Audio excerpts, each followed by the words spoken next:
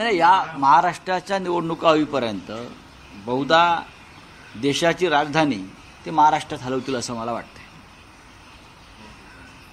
देशाची राजधानी दिल्ली जी आहे त्याचं एक दप्तर ते इथे हलवतील. मोदी आणि शहाना सारखं सारखं इथे यावं लागतं आहे. याचा अर्थ आहे की लोकमत त्यांच्या विरुद्ध आहे. त्यांना त्यांचा पराभव स्पष्ट दिसतो आहे आणि त्यांची ती धडपड सुरू आहे की हातात काहीतरी राहावं पडावं. नरेंद्र मोदी किती वेळा आले आतापर्यंत? मेट्रोचं उद्घाटन पुण्यातलं त्यांनी 6 वेळा केलं, एकाच मेट्रोचं.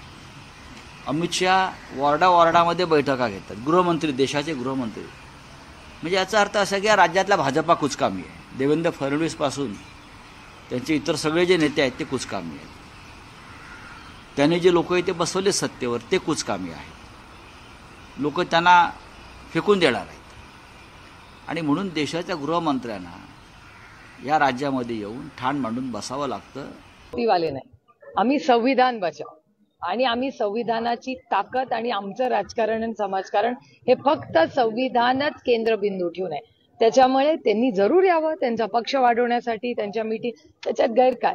एका सशक्त लोकशाहीमध्ये एक दिलदार विरोधकही असलाच पाहिजे. हे आमच्यावर झालेले कैलासवासी यशवंतराव चव्हाणांचे